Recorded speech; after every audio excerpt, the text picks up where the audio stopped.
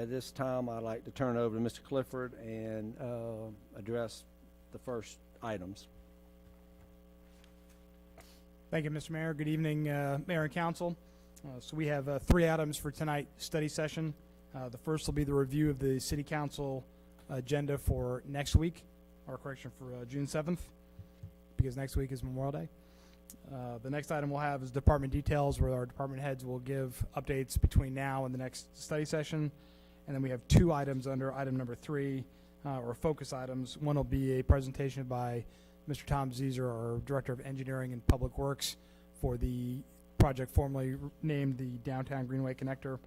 And then we'll also have a discussion about a proposed noise ordinance that would affect Riverside Village and potentially beyond that. So with that, with your permission, I'd like to go ahead and move into the first item of the agenda, or the session. So if I could, going into item number 1, going into June 7th review of the agenda, under unfinished business, item number 6, under zoning, is ordinance number 2021-05 to amend the zoning map of the city of North Augusta, South Carolina, by rezoning plus or minus 51.2 acres of land owned by the Aiken County Board of Education, Aiken County tax parcel number 023-05-01-003 from PD Plan Development to P Public Use Ordinance, second reading. So the council has already had this ordinance through both study session and a first reading. And again, for the folks at home, this is the action to zone that area on the south end of a large PD tract east of 520 to allow for Aiken County schools to be able to put a elementary school and a middle school at that location called Highland Springs. And so this has been before the council before, and this is the second reading of that ordinance. And I'll pause for any questions on this one.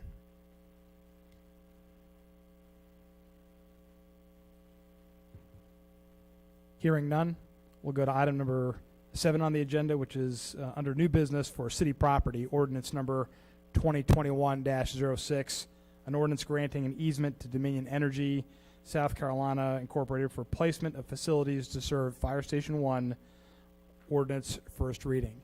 And so essentially what we're going to request from the council via this action is to be able to move utilities from Dominion Energy into the Martintown Road construction site where Fire Station 1 will eventually be placed.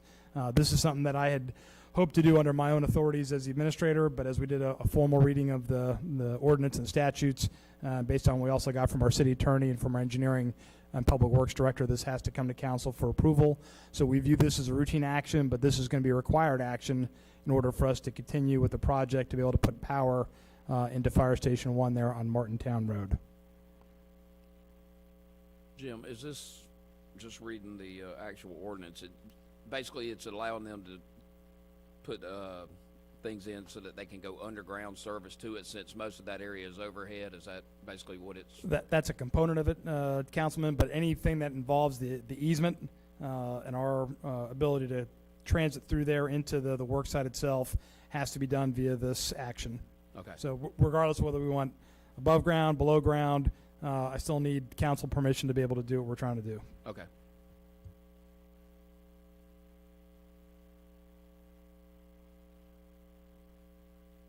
If there are no other questions on that item, I'll move to item number 8, which is Engineering and Public Works, resolution number 2021-19, accepting the donation of granite slabs from Mr. Tony L. Carr Jr., and I will defer to James in Public Services on any information on that one if you'd like to talk through that up here at the podium.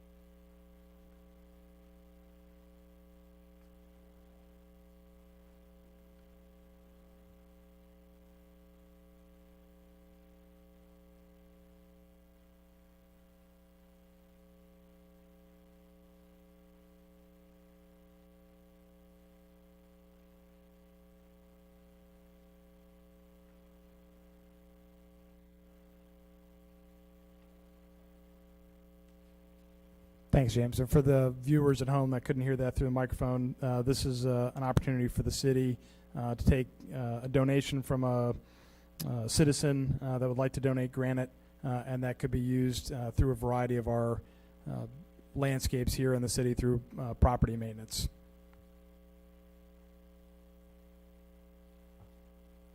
Are there any questions about this item?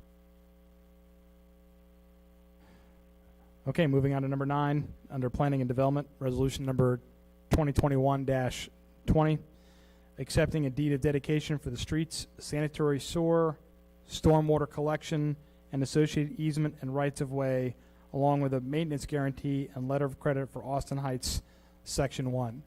So for our citizens and for our council members here, Austin Heights is a development that is north of I-20, east of Fire Station 2, and west of Exit 5.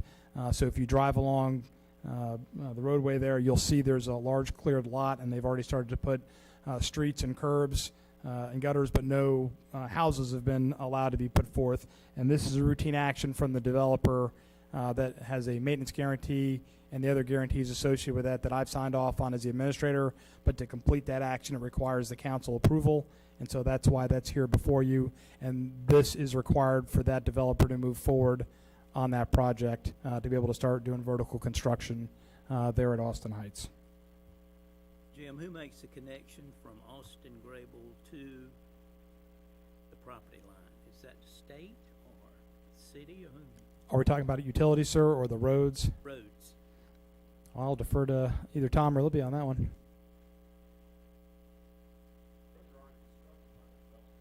I know, but it doesn't tie into Austin Grable. Okay, I'll look again then. Yeah, actually, Councilman, I took Rachel Moody over and we did a site inspection fairly recently. And so they do have one entryway. They didn't have it fully paved into the back of the development, but we were able to pull in on a paved portion directly off Austin Graybill into at least the first portion of that neighborhood. There may be other developments that are going on near there that may not be in that kind of zone. Plus, we have nearby county lots as well. But this one for our city lot does have the connection to the road.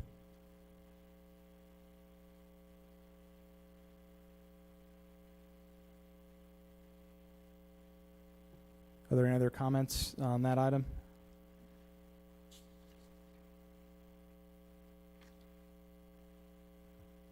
All right, so that is the, other than administrative reports and presentations and communications from the citizens, that concludes what we view as the agenda items for June 7th.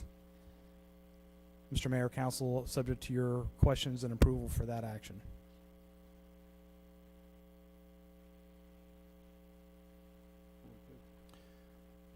Thank you. Moving to item number 2 on our study session, which should be department details, where our directors and managers will provide updates. We'll go ahead and start off with Cammie Hayes from the Finance Department.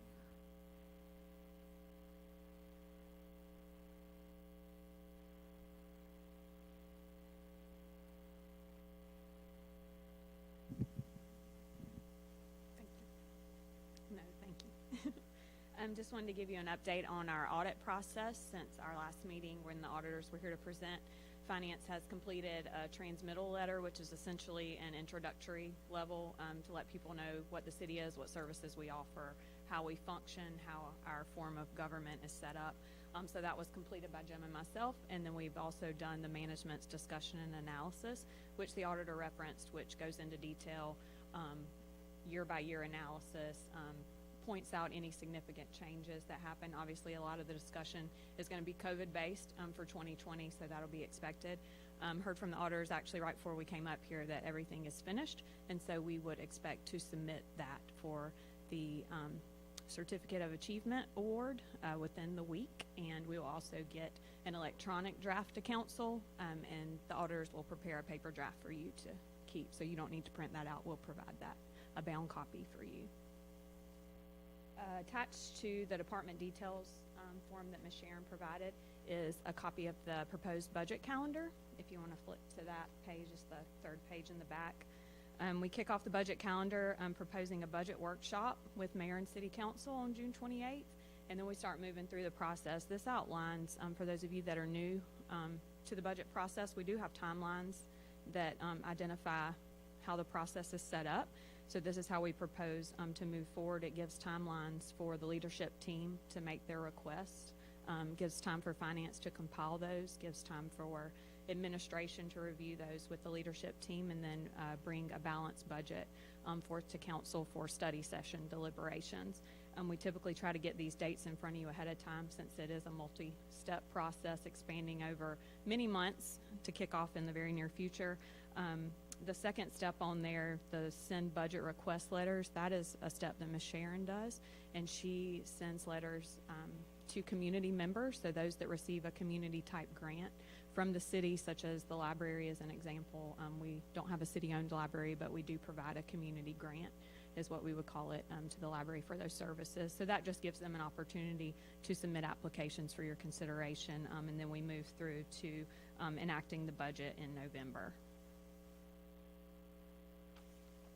And the last update I have is just on our utility calendar. We have a disconnect coming up on June 2nd and 3rd for our Cycle 2 customers, as well as a due date on June 3rd for our Cycle 1 customers. So this week is a slower utility week for us, and it'll ramp back up next week in office. That's all I have. Cammie, how did your staff work with this new auditors that we have? Yes, sir. It went very well. Transitioning auditors is sometimes a difficult process. You get used to who you're working with, and you get more into an updating schedules versus a preparation, but it went very well. We were very pleased. And they were the low bid, as you will recall, by a pretty substantial amount, and we were very satisfied with their service. They were very thorough, too. Mm-hmm. Yeah, they gave a great presentation, I felt like, to you all. Thank you. Next up, we'll have Public Services with James Sutton.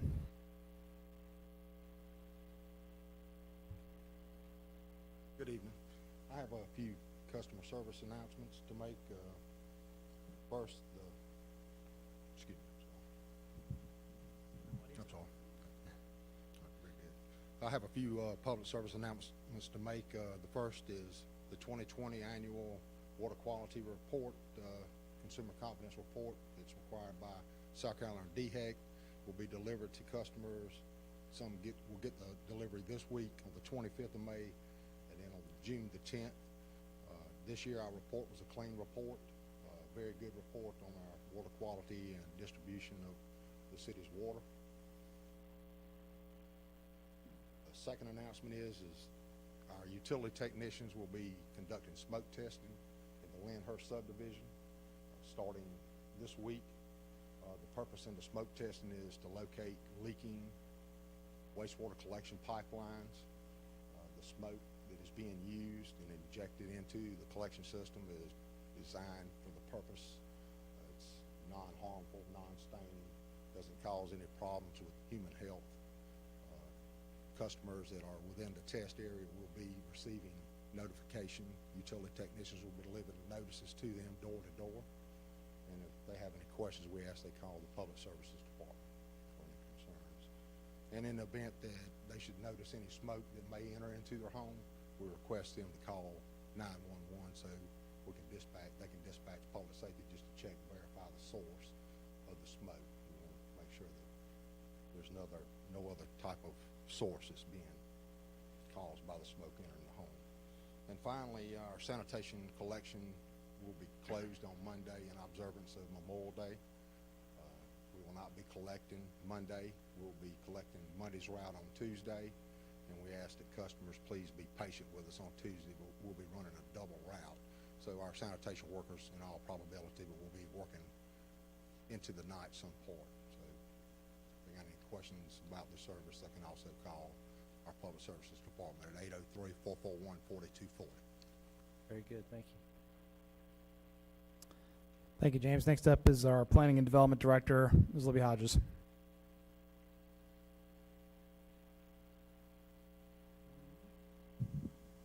Hi, I have a very brief update today. There's a slight typo. I'm sure it's my fault. The Board of Zoning Appeals meeting is actually scheduled for June 3rd. The agenda will be issued on the 27th, this Thursday. wanted to let you all know that Planning Commission elected a new chairperson, Dr. Christine Crawford, and Vice Chair Joanne Mackey at the last meeting.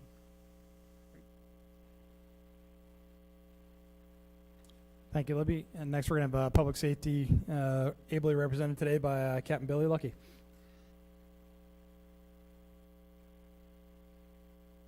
Good evening. Just a few things. This week we began submitting for review to be accredited nationally. It's a process that'll take several months, but the submission process starts this week. Last week, Chief Thomas met with Margaret Key, who's the director of the Aiken County Substance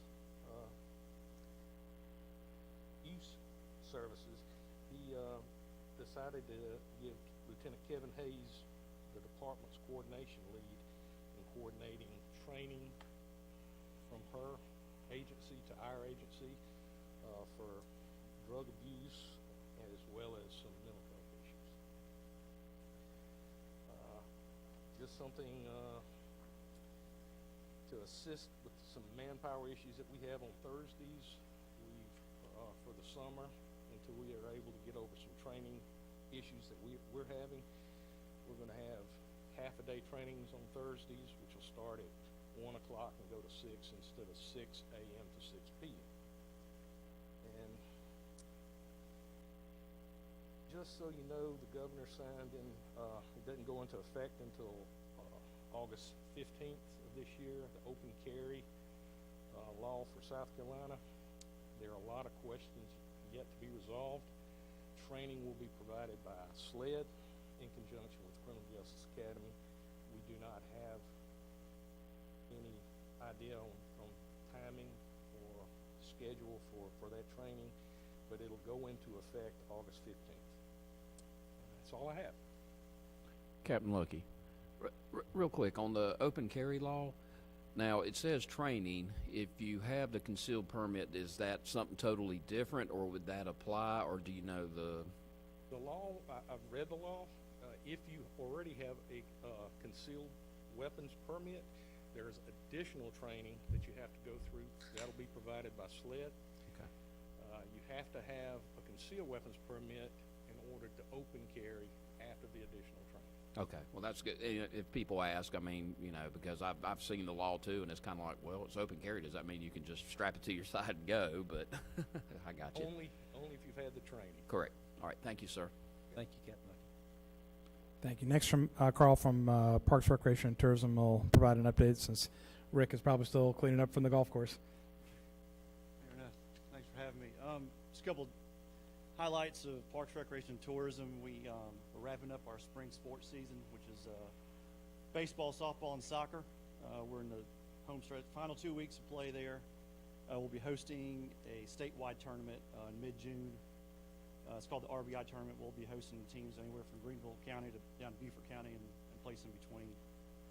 Adventure Camp was a success at Community Center. We're kind of forced into that, a little bit last year, but it was successful.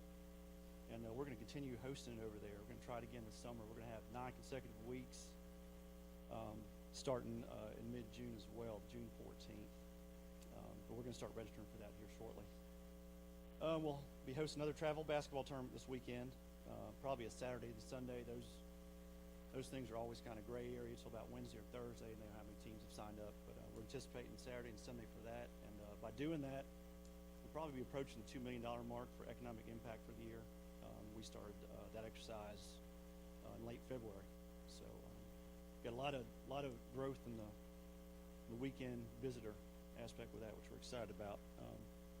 NCAA's announced that their evaluation periods, which hit and misses a little bit in July, and hopefully that'll be the catalyst for us going forward with our events in July as far as basketball tournaments go. The emergency mile mark system in the Greenway, going out with Kevin Whaley tomorrow. Engineering Public Works did a great job of coordinating getting our last leg paved, so we're looking forward to going and putting the rest of our emergency markers out starting tomorrow. We're hoping to get the last stretch from Activity Center out to north of I-20. And final thing is we're having a big run. Ms. McCauley, our new council person there, could probably fill us in a little bit more on that. But Wednesday, June 2nd, little abnormal time for a run, but it is National Running Day. So starting at 4 o'clock on that Wednesday, June 2nd, we're going from SRP Park and mainly heading north on the Greenway. So expect some traffic late that afternoon. So, thank you. Thanks, Carl. Appreciate it. We have no updates from Engineering and Public Works, so we'll move right to JD at HR.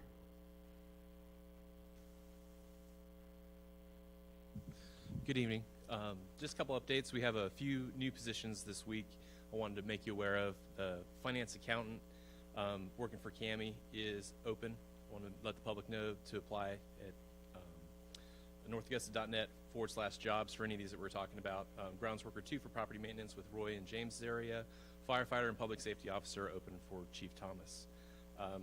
Just wanted to let you guys know, you guys have heard a lot about probably the great resignation, which is post-COVID world. We're kind of insulated from that, and just to give you some trends, Q1 of this year, we're about at 6% turnover rate from last year, 2020. Q1 was 4.5%. That's still well below our industry standard of about 20% turnover for local governments. Is there any questions for me this evening? No? Okay, thank you. Thank you, JD. Thanks, JD. So under administration, just as a reminder for all of our citizens that are watching tonight that Memorial Day, next Monday, the city offices will be closed. Obviously, we'll be running our 24/7 operations at the water treatment plant and also with our public safety professionals. It's a small representation of our fallen, but Memorial Day next Monday, as we're all enjoying our holiday, I'd like to remember Air Force Staff Sergeant Scott Sather, Sergeant First Class Steve Langmack, Captain Michael Tarlovsky, Master Sergeant Mike McNulty, Master Sergeant Ivica Jirok, Master Sergeant Bob Horrigan, Master Sergeant Mitch Young, Staff Sergeant Chris Piper, and U.S. Air Force Staff Sergeant Dirk Sheldon, all who gave their lives in service of our country. Friends and teammates all, and we miss them terribly. So with that, I'd like to go ahead and move over to the next item, which is item 3 under Mayor's Matters. We've got 2 focus items, and so we'll start with the downtown Greenway connector. So for this evening, You want me to interrupt you, just give them an update on the mayor's 100-day first? yes, sir. I'll turn it over to you. Okay. That we have plenty of time for you. I think the first 3 weeks have been very positive. I'm thankful for council support as well as the staff working with us as we've made some changes.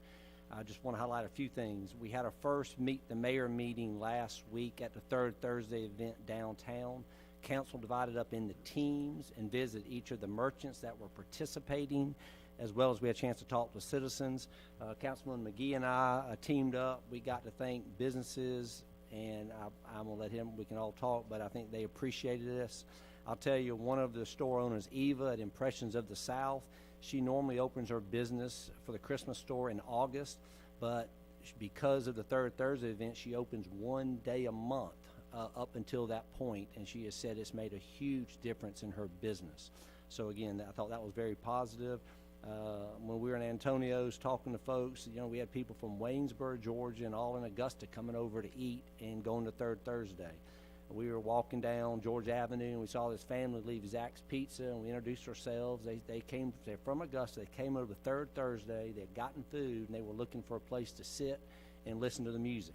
So we sent them over to Shop 3130. They got some grass in front of their business. A guy's playing the guitar. So I thought that was very positive. It was nice to see the trolley running again. Talked to some grandparents whose grandkids got to ride the trolley. They really liked that. We're still working through that. I even had a friend call me. He said he was riding through downtown North Augusta and saw a lot of people walking around and thought that was great. So I thought it was a fantastic initiative that the merchants have started, not only to help their own personal business, but I think to be a promoter for North Augusta and the folks who are coming over here. So I know everybody on council went. I would be glad if you feel like you'd like to share anything you want to. I would love to hear. I think the folks would like to hear it. If you don't, you don't have to. So I'll just open up if you have anything anybody would like to share. I'll start. And Britt and I appreciate you starting that initiative. In truth, I didn't really know what to expect when you told us we were going to go out calling on businesses. So I really wasn't sure, but Bob and I went out, had a good time. Very similar experience to what you mentioned. Everyone was happy to see us. Everyone was excited. The business owners downtown are really energetic, excited about what's happening in North Augusta, excited about the prospects of what's coming in North Augusta. You know, you didn't get a whole lot of, no, we want to be the only XYZ shop here. I mean, they really want that sort of mass, I'm not sure what word to use, but I mean, the Density. yeah, density. Thank you. I knew there was a word out there. I just couldn't pull it into my head, or couldn't pull it out of my head, out of my mouth. But yeah, wanted that density because they know that that's better for everybody. Had a few concerns. Most of them were, you know, very timely and good. Speaking of Zach's, I thought it was interesting that, you know, people came out of it looking for a place to sit down and listen to some music, because that was one of the concerns there is, you know, he'd like to have some tables out on the sidewalk, and I think code makes it a little bit difficult to do that. So maybe that's something we can talk about going forward. You know, and kind of mentioning that to some folks throughout the community afterwards. I think there's a lot of people that would like to have more sidewalk seating and those sorts of things in the community. So it's good to hear those sorts of things. But it was a great event. Bob, I don't know if you have anything to add.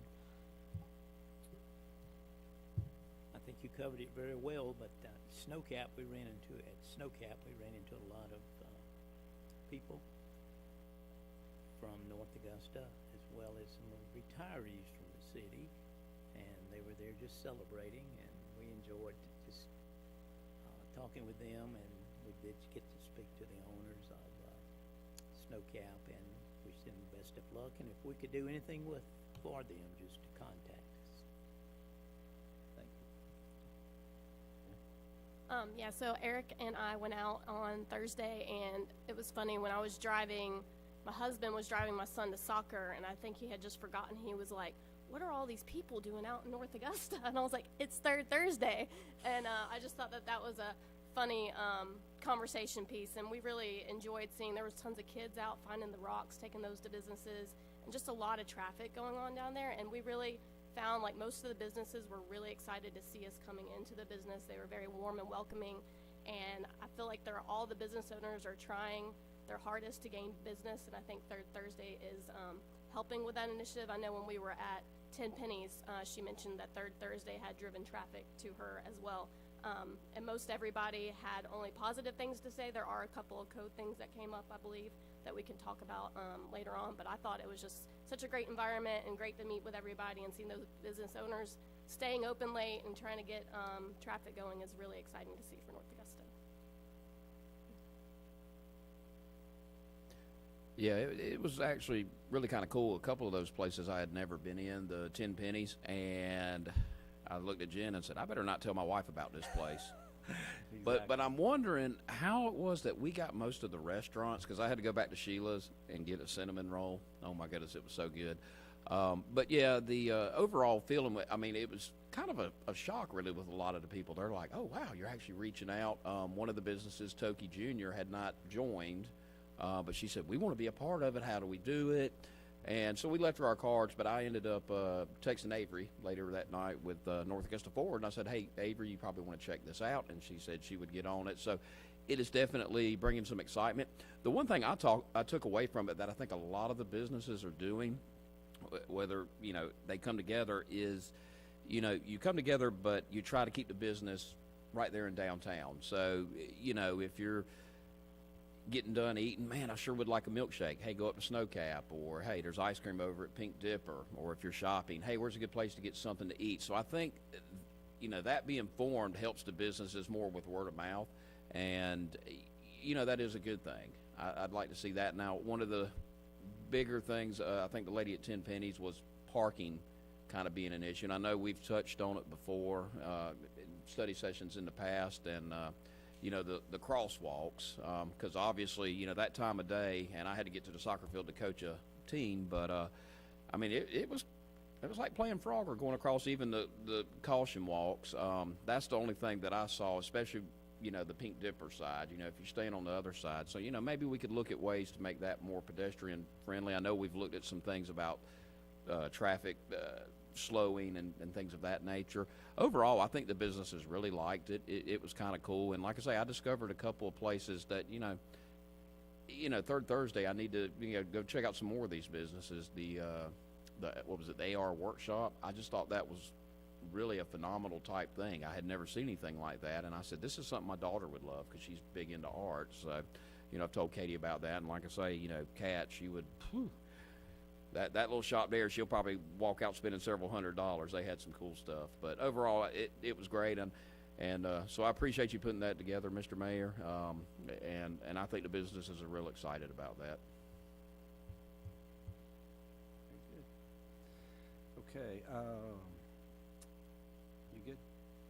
I say, you know, it was like a big night, you know, Thirsty Thursday, third Thursday, and then there's another event. So it was quite busy. It was really exciting just to see all the activity in North Augusta and seeing all the visitors and for all the different events. So it was really neat, really exciting. Okay. Just two more things. Just to let everybody know, our next Meet the Mayor meeting will be at North Augusta Middle School cafeteria on June the 15th from 6 to 7 p.m. This will be a central location for citizens on the east side of town, and we have put an announcement in the water bills coming out, and we'll continue to promote this on social media as we get closer to that time. And the last thing I will say is just, again, our first public power hour will be at 5 p.m. on June the 7th, which is 1 hour before the city council meeting that night. This will be a time to share concerns with council or ask information you may not know. And we will be getting information out on the website and social media as far as how best, the most effective way for you to get that information prior to you being there. So that will be coming out shortly. So that's kind of all I've got for the mayor's 100-day plan. So at this point, I now turn it over to Mr. Clifford for the next two items. Thank you, Mr. Mayor. So for this evening's study session, our Director of Engineering and Public Works, Tom Zeser, is going to present an update on the conceptual plans for the project labeled as the Downtown Greenway Connector on your topic sheet. But as you'll see in this presentation, it's more accurate to tie this project as a Bluff Avenue Road project. So at this time, Tom, I'll turn it over to you for your presentation.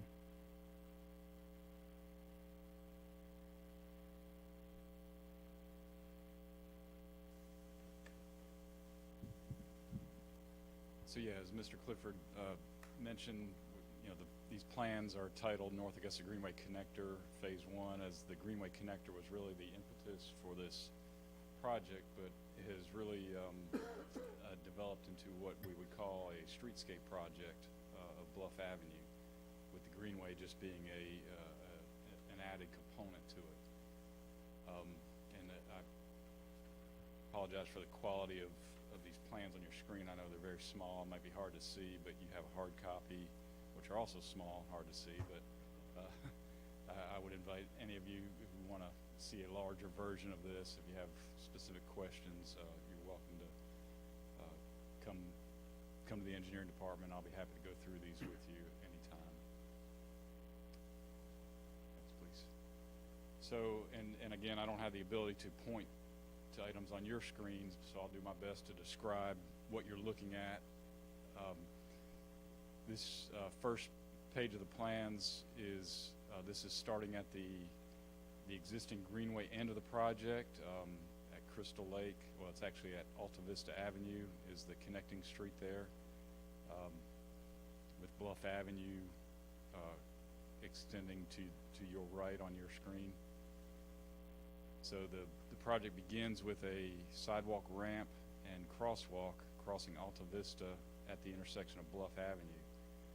The most significant component of this location is, if you're familiar with that intersection, it's really not an intersection. Bluff Avenue is it's more of just a sweeping curve that merges into Alta Vista Avenue with no stop control or anything.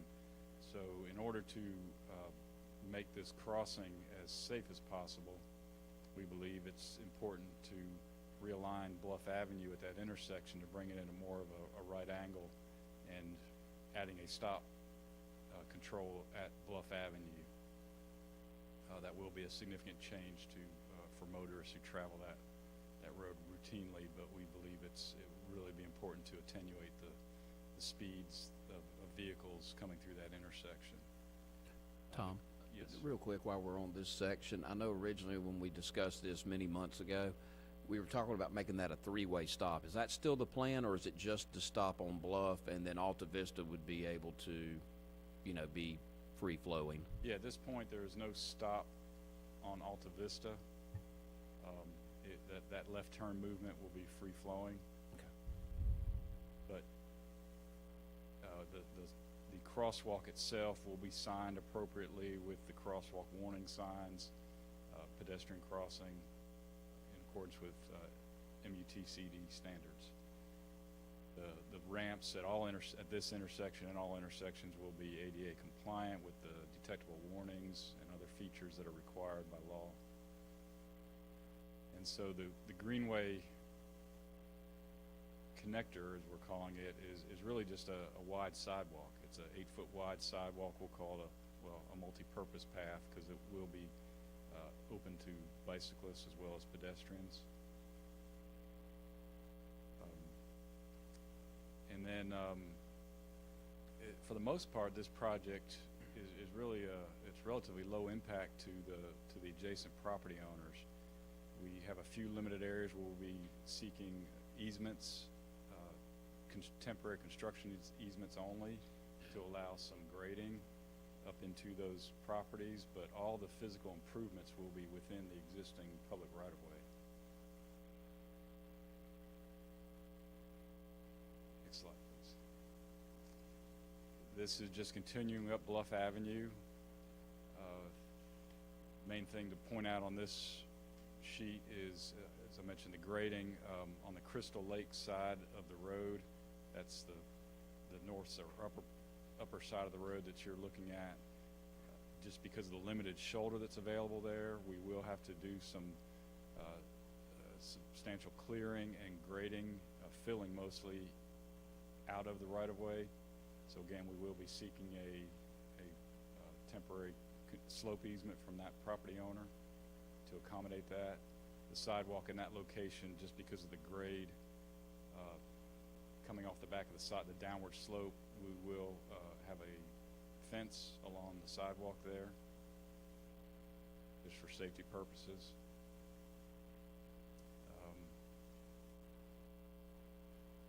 And then, and I didn't mention previously, but the roadway improvements along the entire project, we will be installing curb and gutter on both sides of the street, and we will be undergrounding the storm drainage system all the way. Next slide, please. Okay, so this is when we get up into the resident, where we actually have homes fronting on Bluff Avenue. Again, for the most part, it's just we will be reconstructing driveways that we encounter. Every driveway will be new in accordance with DOT standards on both sides of the road. Again, curb and gutter and street lights. We are proposing decorative post-top type street lights like we have on West Avenue and Georgia Avenue. We will continue those down onto Bluff Avenue. And at this location, the sidewalk, or what we're calling it, the greenway, will be separated from the curb by a 2-foot grass strip. Prior to that point, it would be right up against the curb. Yeah, I'm sorry. The previous two sheets we looked at, the sidewalk will abut the back of the curb just because of the limited shoulder we have available, just to minimize the amount of grading we have to do outside the right-of-way. Slide.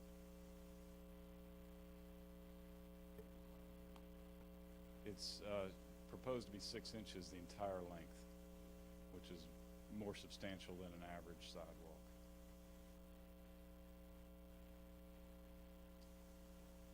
So here, the intersecting street it's on your left side of your screen, that's Meridian Avenue. Again, all these, every road crossing we will have a crosswalk on the sidewalk side, and those crosswalks are proposed to be imprinted asphalt with colored green, just to sort of make it stand out a little more noteworthy and to tie into the Greenway theme. And more of the same. It's really just very little clearing involved in this project. It's just grading out the shoulder and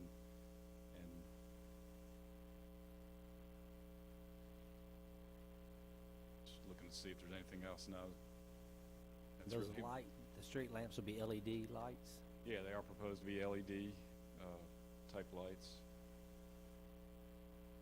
And then finally, we come to the West Avenue intersection.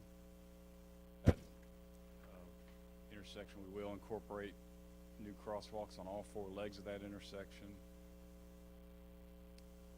On the east side of that intersection, we're really not proposing to do a whole lot to it. We have an existing sidewalk.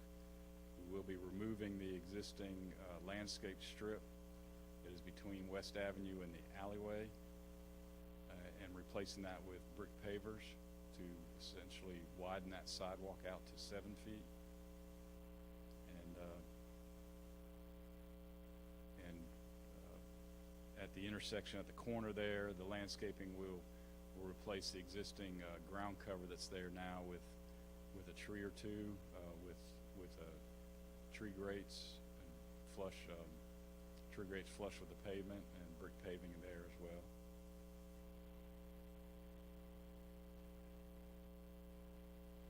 And so that's really the end of the physical improvements for this phase of the project. Tom, I know, and again, it's been a while since we've approached this subject, so refresh me on this. The lights, those will definitely be underground, similar to what we see on George Avenue, West Avenue, correct? But we're still not planning on relocating the actual utilities that go down that stretch. Is that correct? Right. The plans as they're shown right now show to the existing overhead utilities will remain in place. There are a few poles down towards the Crystal Lake end and the curve that would have to be relocated, shifted back to accommodate the sidewalk. We have explored undergrounding those utilities, and that is still an option that's available. We have actually SC&G or Dominion Energy, I'm sorry, has developed a relocation plan if they're asked to do an undergrounding effort, and have provided a cost estimate associated with that work. Comcast and AT&T won't actually do any engineering until they get a firm request to do that. We believe it would cost in the order of $200,000 to $250,000 additional to perform that undergrounding of those utilities. That's probably a little bit cheaper than I was expecting. I mean, believe it or not. Now, if Dominion does that, and is that tying into the existing homeowners' new services, or do we have to contract that stuff out? We would have to contract that out outside of their work. So theirs would just be their primary stuff, and then the residents would have to. Right, but that estimate that I provided, that includes the private service work as well. Okay. That is the most significant portion of those costs.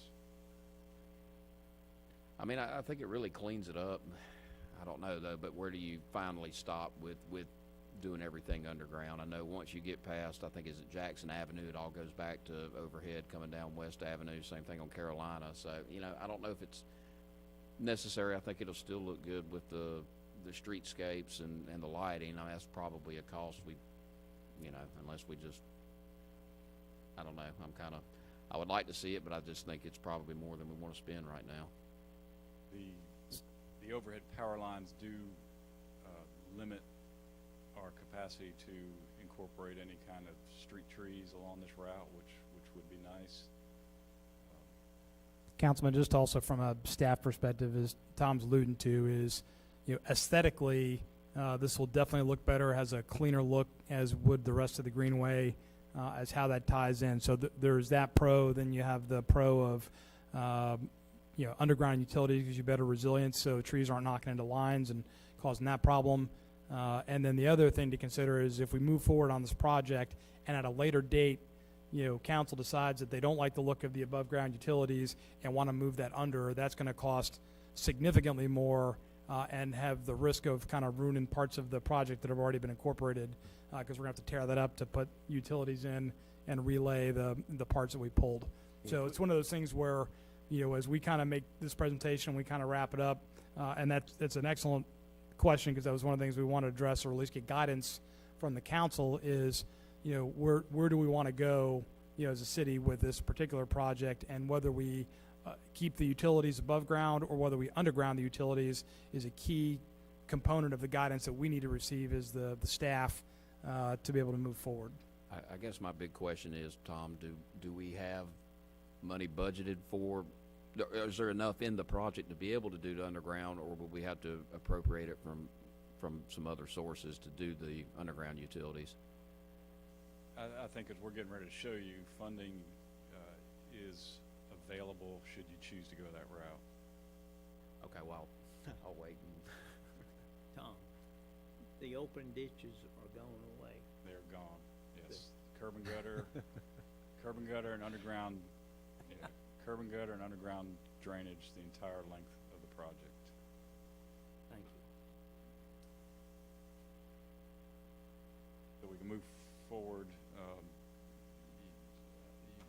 You cannot read this on your screen, I'm sure.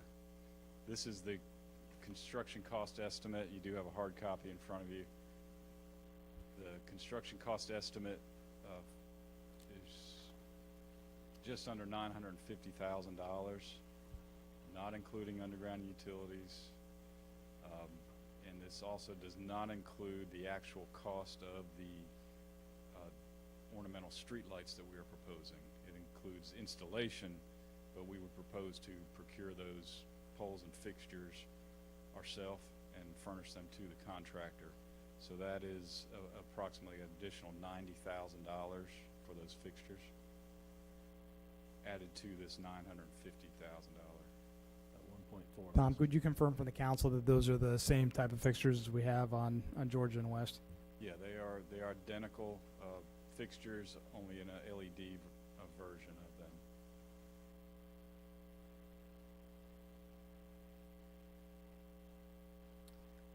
Are there any safety issues with having above ground utilities for, like, if a line falls and runners are coming through or bikers are coming through?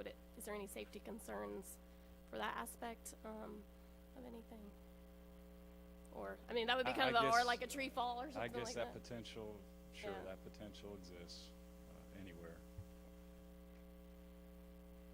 The aesthetics is big, though. But The seems utility Clean, company, smooth. actually prefer them in most cases to be above ground because they are accessible to them to work on, and they don't have to worry about someone digging up their lines during construction.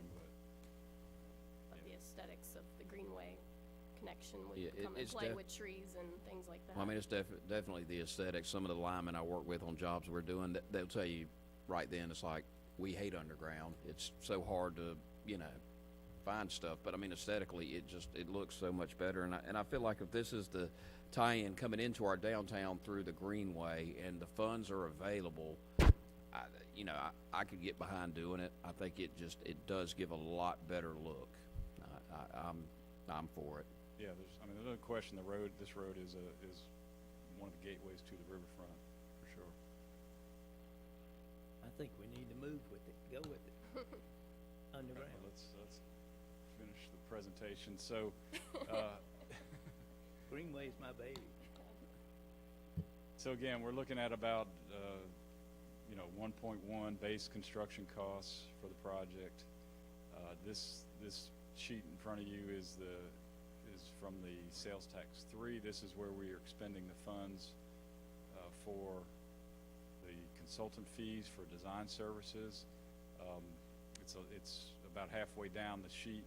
There is the project, the Greenway expansion extensions. There is a balance of $134,000, but a portion of that is encumbered already for the continuing engineering services for that project. All right, this sheet's from Sales Tax 4, and it's a lot busier. If you go down to, there are actually two sources of funds for this project. Go down to project number 9 is actually titled the Downtown Greenway Connector, and there was $900,000 that was programmed for that project. As we've discussed, this overall project is more of a streetscape. We would call it a road reconstruction project. If you look at project number 11 on the priority there, you'll see road reconstruction program with a $3 million that has been programmed for that overall project. And next slide, please. This is just a excerpt from the resolution that identified all the sales tax 4 projects. Again, under Public Works, there was the street road reconstruction, $3 million. Under Parks and Rec, the Greenway downtown Greenway connector, $900,000. And then under the road reconstruction roads, this was the list of roads that was actually presented on the ballot, and you'll see that Bluff Avenue was the top road on that list. So, so we believe that this is, gives the authority to use those funds for this overall streetscape project. I mean, it looks like about 98% of the money is going toward the road reconstruction. That's right. The bulk of this project is a road reconstruction project. Again, and with the Greenway just being an additional amenity added to it. No doubt.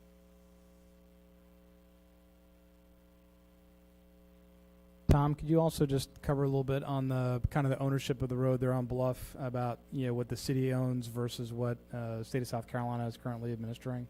Sure. And why that matters? You can jump all the way back to the first. At the overall, that's too small. I'm sorry, but so the road, Bluff Avenue, as you know, extends from Center Street here all the way down to Alta Vista. About half of that road from Meridian Avenue to West Avenue is actually already a quote city of North Augusta street. We requested that road be removed from the state system many years ago when we were doing the West Avenue streetscape project. The remainder from Meridian to Alta Vista is still under state authority. Our engineering consultant has been pursuing an encroachment permit from the DOT which we have to acquire before we can do any of these improvements. The DOT's review has resulted in a number of comments from the DOT, and that our engineer is trying to work through those comments and to address them to the best of their ability. The DOT has suggested that the city could request for the remainder of that road to be removed from their system, and would just take DOT out of the picture altogether. That makes it a lot easier, doesn't it? It would accelerate the timeline for sure, and possibly even reduce some costs of the project. Okay. So that is an option that's available to us, and the outcome of that is really that it would, as part of this project, we're essentially rebuilding this whole road, and so you could assume that this road shouldn't need any significant maintenance for the next 15 or 20 years. So leaving it on the state system, it really doesn't, the city would not realize much benefit from that, because the state would not be contributing anything towards this road during that time frame. And then looking way forward, long term, even C funds that we receive from the state that we use for state roads, we can use those on the city system up to a certain percentage. So it would not completely knock that out of eligibility to use state funds for future maintenance of this So it would allow us to move faster, and since we're fixing the whole road up, instead of owning half of it and the DOT owning half, we'd own the whole thing. Correct. We could still use C funds, which for folks, that's the gas tax basically, right? Yes. That goes into the county, so there's a percentage, but we'd still have access to that. And basically get them out of the equation and make it a lot smoother. And we can still be able to maintain it, okay? Yes. So, Mr. Mayor and Council, you know, as you kind of heard here from Tom, I'm sorry, do you have any other financials that we got to? I was checking to see if those were all the questions that we were. No, I was just going to say you know, you've got a fairly complete concept before you, but there are some pieces of guidance that we'd like the staff to hear from you before we can move forward. So the first is the council willing to consider undergrounding the utilities along Bluff Avenue? This will add cost and time to the project, but aesthetically this will look more in line with the rest of the Greenway and also provides better long-term utility resiliency along the stretch. So that's the first piece of guidance we'd like. Second piece of guidance is the council open to the strategy of using CPST 4 line of road reconstruction as the primary funding vehicle for this project, recognizing we may be able to use some offsets from ARPA, the American Rescue Plan Act money that's coming our way for some of the stormwater functions, if you will, of that project. We may be able to do some offsets there. That yet remains to be seen. We're still waiting on some additional guidance. But again, the way that it's presented here is we would have to move forward with the road reconstruction funding in CPSD 4. And then if so, if that's the strategy that the council wants us to pursue, you know, will you allow us to put a resolution to you to reprioritize the CPST 4 line? So right now the road reconstruction funding is on item number 11, and the council has voted previously to give us public safety headquarters as the number 1. And so you can see right now we have a number of other projects to get to before we get to this. And so if you would like to accelerate this project, we would have to move that higher in the stack, likely to number 2, to be able to move that forward for execution. So that would be the third piece of guidance that we'd like to get from the council. And then lastly, is the council willing to allow us to petition SCDOT for the city ownership of a section of Bluff Avenue that Tom alluded to make this one contiguous city road, which allows us to likely accelerate the project in that kind of way. So those are the 4 items I'd like you to consider. So again, undergrounding utilities or above ground utilities, the ability to pursue funding out of CPST 4 as our strategy, the ability to potentially prioritize or reprioritize this project for a portion, not all $3 million of that fund, but the portion that would be required into item number or priority number 2. And then lastly, for us to petition for the road for city ownership with SCDOT. So I would ask the mayor and council to deliberate and provide us your guidance and wisdom in this matter. What order do you want it back at? Let's. Well, I'll tell you what. How about we take the Give us one. the hard one first and go with utilities? Yes. Yes. Yeah. Got to do it. All right. So the consensus I have from the council is that you would like to pursue, or at least allow us to make a presentation that would include the undergrounding of those utilities. Yes, sir. Yes. The second item is the council open to the strategy of using CPST 4 road reconstruction funds as the primary, although maybe not sole, aspect of funding for this project? Jim, can I ask one thing? I know we got to reprioritize, and I just want to make sure that there's nothing else that's really shovel-ready on this project other than, of course, the headquarters. Is there anything else that, you know, we might be leapfrogging to get this done that is ready? I have other projects in mind. I know specifically our current number 2 with the software and the tech enhancements, but I'm not yet ready to pull the trigger on those items. And so at this point in time, I don't believe that will interfere with our ability to execute that. Then I say yeah. And Jim, that's the only project at this point that would be disrupted based on what your priority is? That would be my understanding, although I'm sure there's some other ones we could have ready to go.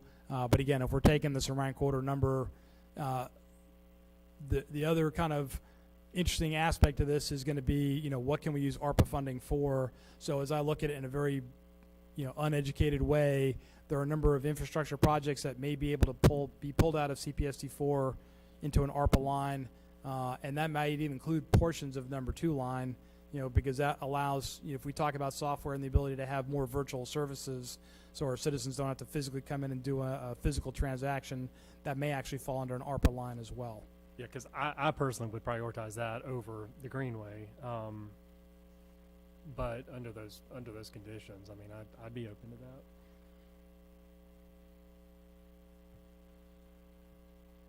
Yeah, I think you're getting a yes. That'd be a yes for me. Yes. Move it up. Okay, since we have the if so, are you open to us reprioritizing, or at least proposing a resolution to reprioritize CPSD 4? And just for new folks, Ms. McCall, the also- reprioritization is just us submitting that to the county. It's nothing, I mean, the hardest thing is what we're doing right here by telling you to do it. Yes, sir. So ultimately, if you look at our historical CPST lines, CPSTs 1 through 3, those are sitting solely in the city. But CPST 4 is actually nested as a county effort, and so we'll request through the county the ability to reprioritize. Yes. And for the citizens out there, I want to make sure they understand that that's not bumping any of the projects off the list. All it is just rearranging the priority of how we're going to get them done. It doesn't eliminate any projects or anything like that.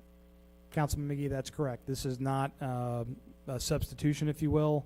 This is just moving the rank order of the current level of projects. Just want to make sure people understand that nothing's getting bumped. We still have the same Thanks for list. asking that, yeah. We're just changing the range of the order it's going to get completed. Very good question. And then lastly, Council, are you willing to allow us to petition SCDOT for ownership of this road as a city-owned road, which will potentially allow us to have a little cleaner aspect and not have to go to SCDOT for a lot of different items? We can do that in-house if we own the road ourselves. Yes. Yes. Yes. Absolutely. Well, Council, I think the staff has the guidance that we need and that we've requested. Tom, is there anything that I missed? No, I'm good. So we'll be out for bid next month. Just joking. Just joking. All right, Tom, thank you very much for your detailed presentation today. I appreciate it. Thank you, Tom. Thanks, Tom.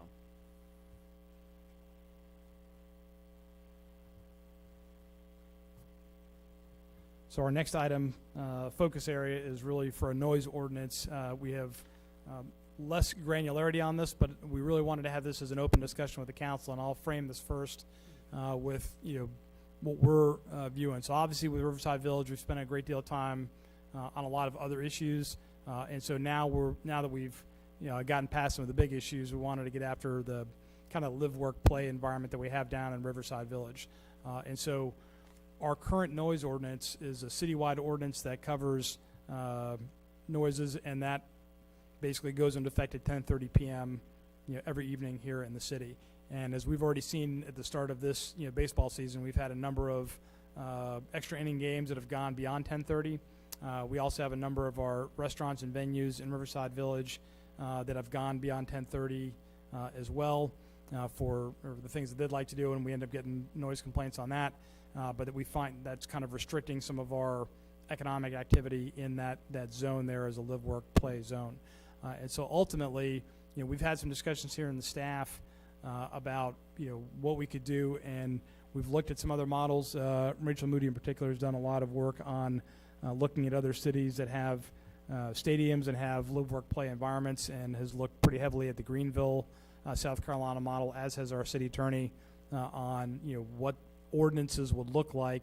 And so again, not without putting a detailed ordinance in front of you, we wanted to be able to get a consensus from the council to talk about, are you at a point now where you're open to a conversation or an ordinance change that would allow the city to incorporate elements of Riverside Village for sporting activities and also for economic activities, i.e. restaurants and bands, to be able to be open from a noise ordinance perspective to midnight on Fridays and Saturdays, and then also to allow the stadium, the SRP Park, when required based on extra innings, to be exempt from the noise ordinance at 10:30 p.m. On the days that they play baseball. Yeah. Mr. Mayor, did I encapsulate that? You did, and I'll just let me just kind of frame this as far as on my end, then we'll open up to everybody. You know, the way I guess I'm looking at this is, you know, one of the issues that came up a lot during the campaign was, you know, we all got hit with as far as what are we doing to, you know, make Riverside Village complete? How are we going to make it happen? And I think what we all know is this. There's three things that are vital for Riverside Village to be a live, work, and play community. And that's what it was envisioned for. Key parcels need to be developed. Vacant retail spaces have got to be leased to the types of businesses that are geared to a live, work, and play environment. That's restaurants, that's bars, cafes, and retail. And third, we as a city, we have got to use all the tools in our box to foster an environment that not only will ensure future businesses to be successful, but our current businesses. So when I look at a live, work, and play community that's on a river that's designed for young professionals, entertainment and music is big. So not only do I see it helping us attract new businesses to fill those spaces, because it checks a box for them, but it will also be very helpful for everyone down there. The amphitheater, which the city just built, you look about opening that up to rent more. The Green Jackets, you got restaurants already doing karaoke and bands. So to me, it moves us in a initial step forward in being proactive and make that successful. So with that, I want to be quiet and open up for any conversations y'all have. So also, Mr. Mayor, if I may, I got some really detailed legal advice from your city attorney as well about how this could potentially look. And one of the options that you have as we start to craft an ordinance, if that's the way you want to go, is to delegate some of those authorities to the city administrator, the assistant city administrator, for special permits and exemptions, such that if there was a fireworks display or something that was out of the ordinary, instead of having to come to a council for a resolution, that you'd have the ability to have that handled through the staff with kind of mayoral precision. So that's just something to consider as well, just to have less workload on the council to have to deal with those things. Well, Jim, I think that's a good addition to that because, you know, sometimes there may be events that come up, and if we have to have, you know, an ordinance or whatever, I don't know if it takes one or two to pass, you know, a temporary whatever. I think that should be at the discretion of Jim and Rachel to be able to do that, to grant those. You know, I think that's something we should, you know, be able to do for special whatever's, fireworks, you know, whatever's going to be there. I agree with that. But the noise ordinance, I know I think we were looking at the weekends, I guess Friday and Saturday.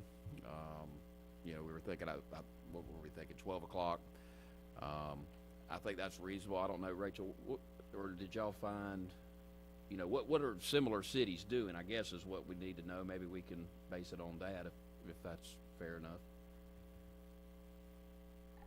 11 o'clock is typically the latest for similar cities and similar types of districts. Some communities that have the 11 p.m. time frame, it's designated in a certain area like their downtown or a special district like what we have. Some communities are far more restrictive than what we'd be looking at. And to that end, of the South Carolina communities that have professional sports teams, they have a specific exemption for athletics that occur in that particular facility that those events are exempt from the noise ordinance.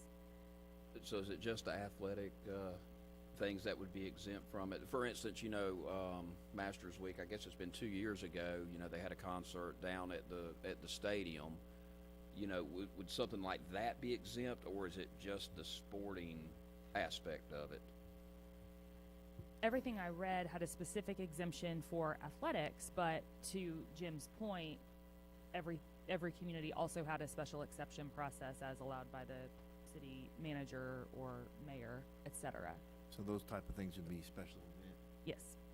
Well, you know, what I've seen, it seems like that most of the areas, it's not so much the type of event, but it's the location. And you got to realize that going back and looking at our current ordinance, what is it, 1221 is the noise ordinance, and I would suggest that it was drawn and became the law of this city when the city was 95% residential and the 5% commercial probably had no outside entertainment, if they had any entertainment, period. It's just very obsolete. But I will tell you, as going back and looking at ordinances throughout the state, it's amazing how many of them followed this format.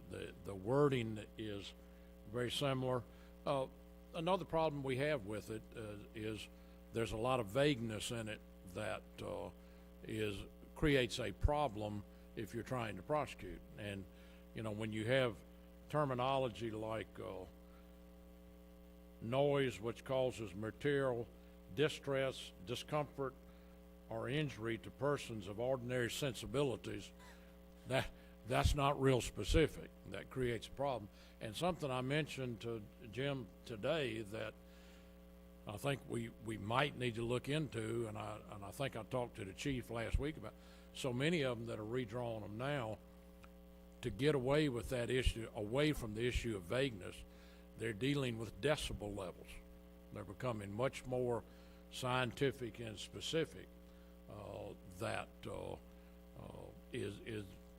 That's what I'm seeing with a lot of them. And I would suggest to you that we consider a total rewrite of this section to what I would call bring it up to date, and then address our different type of neighborhoods that we have now. I mean, we've got, you don't just have, and I think it's Greenville, that they have had a special change for their downtown district. But, downtown district is different, but certainly Riverside Village and all of that is much different than the Rapids. Mm-hmm. And so I think that it's a matter of start looking and identifying different type districts in the city, and then determine what the rules should be in those areas. Kelly, that's kind of the point I was going. I think that's certainly the way we ought to look at it. I mean, I think a rewrite of the entire section of code is certainly warranted. That's the entertainment district down there. It shouldn't have to conform to, like you said, what the Rapids. It should be longer. Whether that's 11 o'clock or midnight, I don't know that I can answer that confidently tonight. But certainly 10:30 seems overly restrictive. But I also think that we need to, that was the first thing I thought as we were talking through this, is that's a no-brainer to me at Riverside Village. And while there really aren't many businesses that it would affect in downtown, hopefully at some point that changes, and I think there's some potential for that to change with a couple of businesses that are opening up here recently that we may want to rethink that for downtown as well. Again, whether that's 11 o'clock, whether it's written somewhat differently, I think that's a conversation we need to have. Yeah. The one point you bring up, Kelly, about the decibel level, I think that is something we should approach, possibly with a rewrite. Because what is noise? What's noise to you may not be noise to me, and vice versa. And I really feel like we need to look at that. And so, with what you've been seeing, is it the decibel level at where the complaint is coming from, or from where the noise is generated from? And that becomes a lot of them another I've issue. seen that it's the decibel level measured at the property line of whatever the event, wherever it's taking place. And I know very little about decibel levels. I saw that 65 seemed to be acceptable in certain, more in the residential areas maybe, and then the 85 in the entertainment areas. But that seems to be where they're going. There's a lot of work to be done to determine what those are, but we could certainly bring something back to you. I guess the thing I want to bring forward with this is, for instance, I live in Hammond Hills, but on a Friday night I can hear the band and the cheers from the North Augusta High football stadium, which is, as the crow flies, probably 3 miles.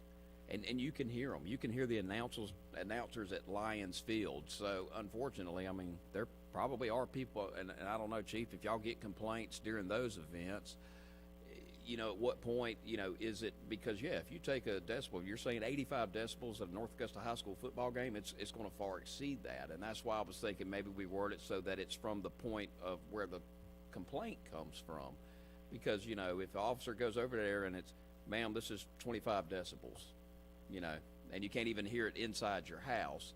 So I don't know if you've seen any laws written that way, but, you know, obviously some of the, you know, concerts or any of these football games, you can hear them, you know, for miles around.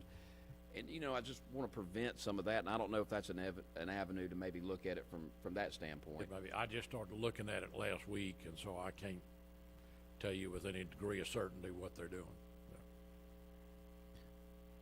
Well, I was just going to say, looking around here, I think I was one of the only ones, Ms. Pat's not here tonight, that was in many discussions early on in the Master Development Agreement on when it came to this issue, because this was one of the major concerns with Project Jackson at the time, was what's going to be with noise and how we're going to deal with late night events and so forth. So now we're here. And I believe that I remember us talking about it back then, is that we didn't know how this was going to formulate. We didn't know what times would be appropriate. We didn't know what businesses were necessarily going to be there. So now the time is now for us to discuss that. And we left everything like it was, the 10:30, and didn't bother it because we just didn't know what was the situation going to be. I think that we need to make sure that we are looking objectively here as how the businesses are conducted, what their hours are, and how it can joint with their businesses, because we want to continue to be business friendly. You know, the Green Jackets are a great resident leasee for us. I remember probably one of the first seasons, I was probably the only one in town or something like that at the ball game, and it was a fireworks night, and it had gotten to about 11:15, and Missy and Jeff came up to me and asked me, said, "Can we still do the fireworks?" I'm like, "What do you mean? The game's not over." And he said, "Well, the noise ordinance." I said, "Well, you need to do it when the game's over. People paid to come see fireworks. They want to see fireworks." So that was one night that I know was late. So I think that's something that, you know, we need to uphold. I mean, it's something we have to be able to do for those people, for our residents, for the people that come to visit our facilities and those businesses. So we've got to be able to accommodate that. I think that needs to be foremost on our mind. However, like we said, there are districts. We now have a district that has late night events. So we also have to, our citizens have to be conscious of that too. You know, one of the things that happened, or we talked about during development of this, is, you know, at the time, you know, I live in Hammond's Ferry, so I live there, but it's only 1 mile, as the southern saying, as the crow flies, to Lake Olmsted from my house. So when all this stuff was discussed about noise, I went outside and listened. Well, during a ball game at Lake Olmsted, I could hear the announcements, I could hear the fireworks, I could hear the crowd cheering from my front porch. When I went inside, you couldn't hear it. Maybe a little faint noise if nothing was going on. So I think that's the case. Even that's the case today for me where I live, and I live a third of a mile from the stadium, is that if you're inside watching TV or whatever, you might be able to hear a little boom here and there. And then I'll walk outside, and guess what? It's Lions Field. And I'm like, oh.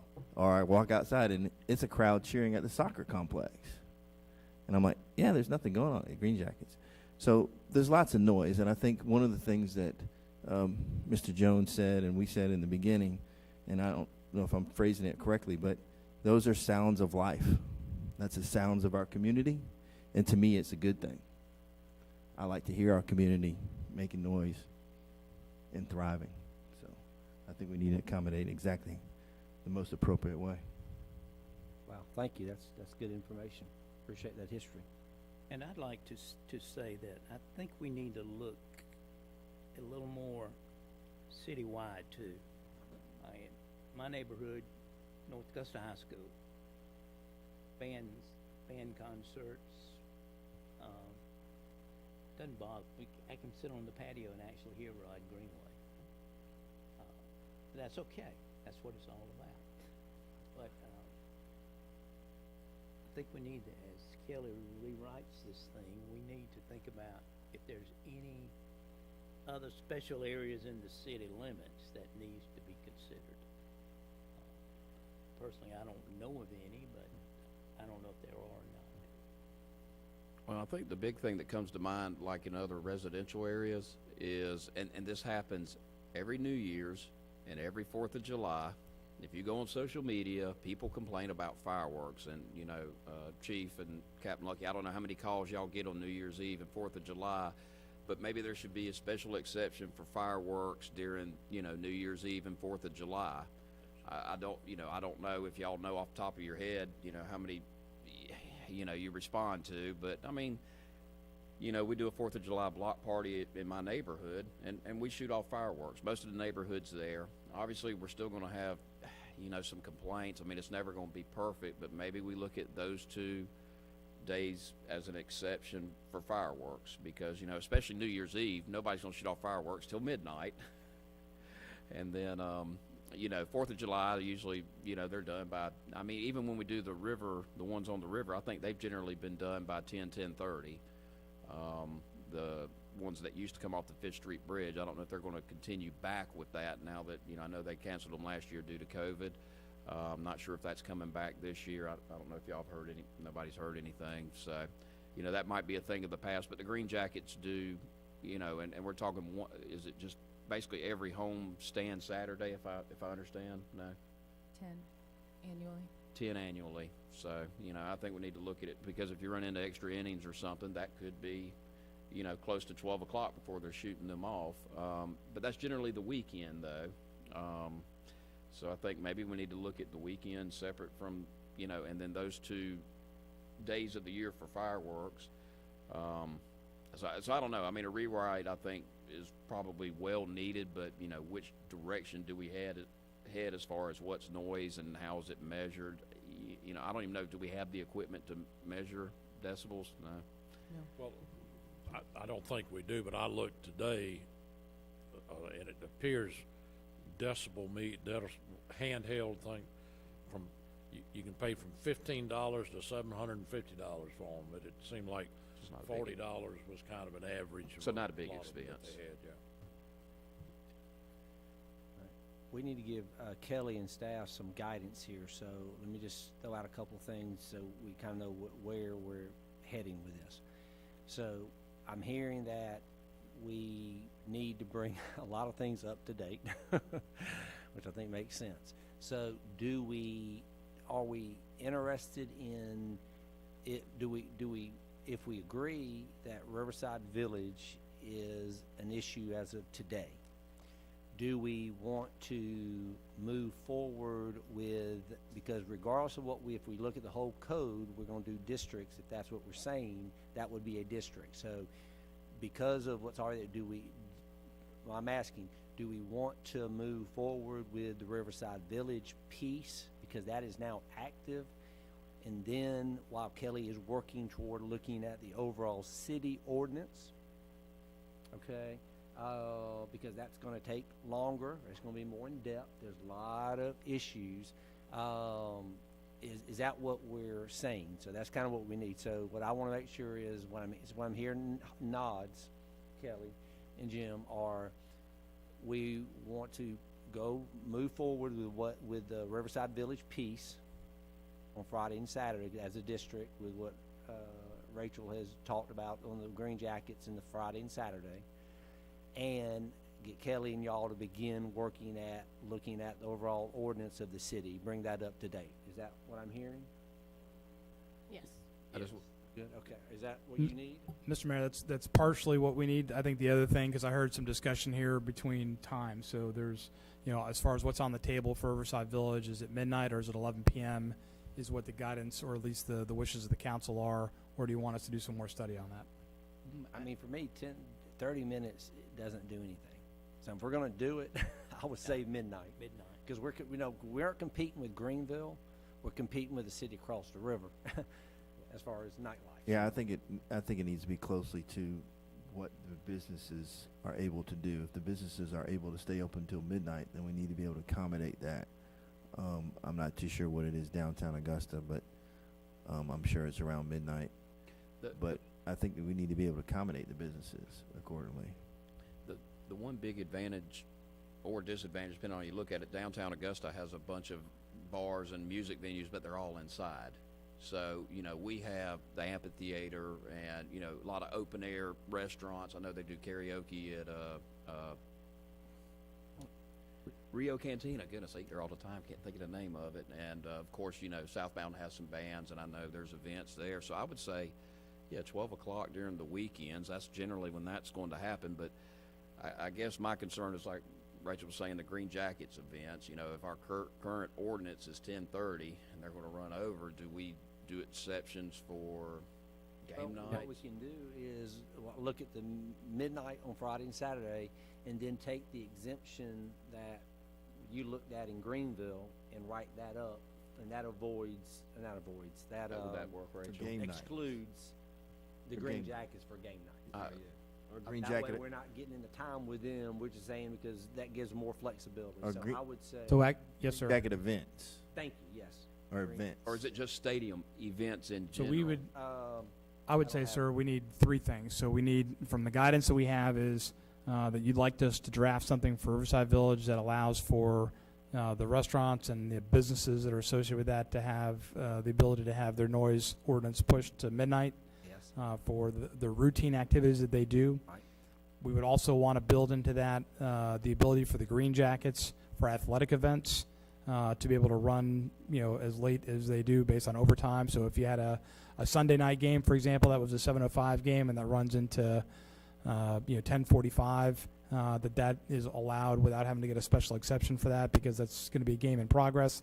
You're not going to know what that time frame is until you're actually in there anyway.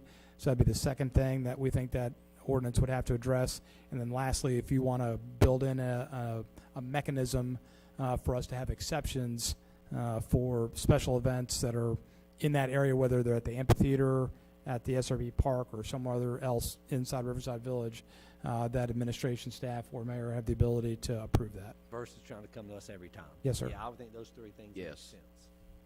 Correct. I agree. Yes. Everybody good with that? Yes. Good. Okay. I agree. And then that leaves Kelly to start working on everything else.